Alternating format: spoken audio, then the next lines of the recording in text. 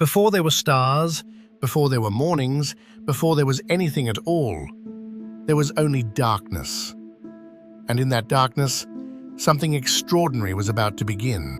In the beginning, God spoke, and with a single word, light spilled into the emptiness. Day separated from night, and time itself took its very first breath. Day by day, the world began to take shape. Skies stretched wide, oceans gathered, and dry land rose up out of the deep. Mountains, valleys, rivers, all of it called into being simply by being spoken. Then came the living things. Forests thick with trees and fruit, fish darting through the seas, birds tracing wide circles in the sky, and on the land, every kind of animal you can imagine, and a few you probably can't. But something was still missing, something the world had been quietly waiting for. So God reached down, gathered the dust of the earth, and shaped it into a man. He breathed life into him, and just like that, the man opened his eyes. His name was Adam. God placed Adam in a garden called Eden. It was a paradise, green, golden, alive.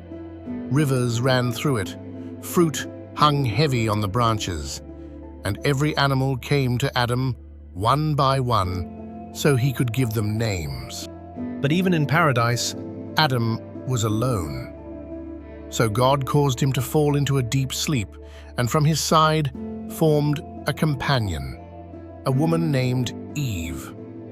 When Adam saw her, he finally understood what it meant to be home. Adam and Eve lived in the garden together, without shame, without fear, without sorrow. They walked with God in the cool of the evening as easily as friends. But in the middle of the garden stood one tree, the tree of the knowledge of good and evil. And about that tree, God had given a single rule. You may eat from any tree in the garden, but not this one. The day you eat from it, you will surely die.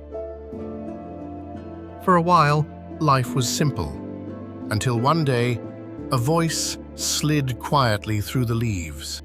It was the serpent, clever, smooth, and patient. He found Eve near the forbidden tree, and he asked her a question, gentle as a whisper. Did God really say you couldn't eat from any tree in the garden? Eve told him the truth. Just one tree, just one rule. But the serpent leaned closer. You won't die, he said. God knows that the moment you eat it, your eyes will open. You'll be like him. Eve looked at the fruit. It was beautiful. It looked delicious. And the promise of becoming wise, of knowing what God knew, was almost too much to resist. So she took it, and she ate. And she handed it to Adam, who was standing right beside her. And he ate too. In an instant, something changed. For the first time, they felt afraid. For the first time, they felt ashamed. They hid among the trees, hoping God wouldn't find them. But God called out, the way a parent calls for a child who's wandered off. Where are you? And when Adam and Eve finally stepped forward, they couldn't meet his eyes. There were consequences. The ground would no longer give its fruit easily. Life would now know pain and struggle, and one day, death.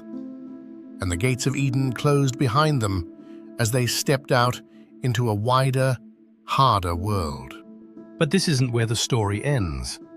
Even as they left the garden, God didn't abandon them. He clothed them, he walked with them, and he made a quiet promise that one day what was broken would be made whole again. Because from the very beginning, the heart of this story has never really been about a garden or a fruit or a mistake.